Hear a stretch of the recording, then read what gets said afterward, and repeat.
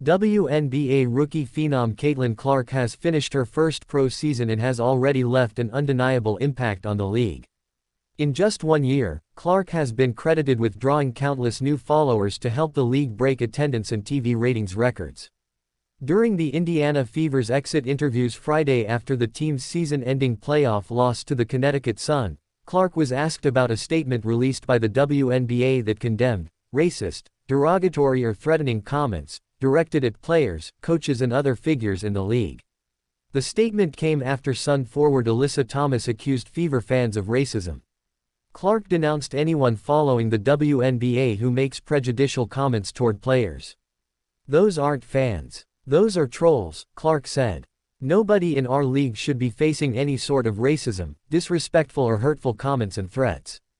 Connecticut Sun star Alyssa Thomas pointed directly at Indiana Fever fans after the team's win in its playoff matchup, while her teammate, DeJoni Carrington, revealed on Instagram an email she had received filled with racial slurs.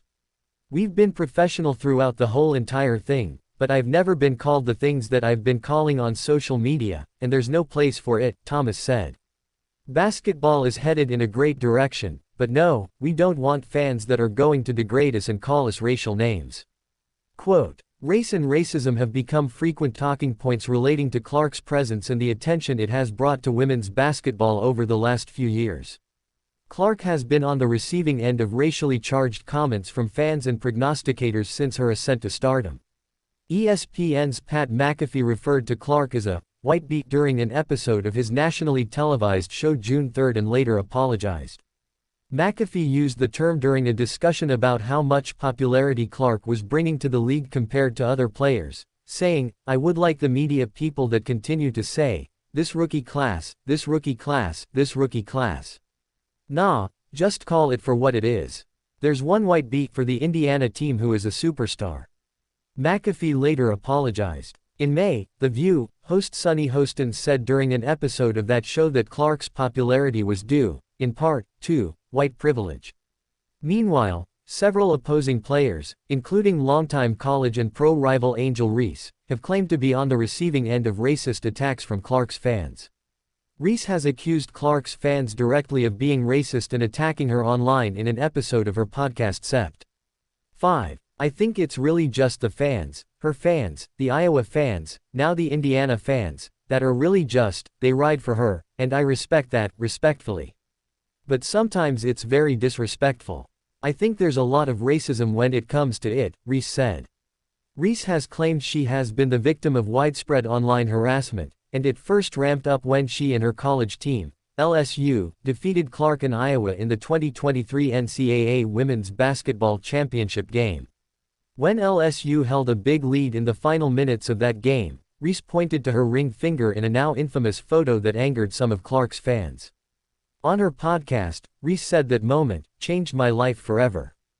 Barstool Sports founder Dave Portnoy reposted a video of the clip, with the caption, "Classless piece of S," on X.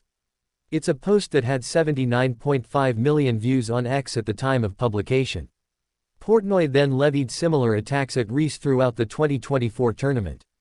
When Reese and LSU lost in that year's Final Four to Clark and Iowa, Reese cried at the press podium about the threats she had received over the last year.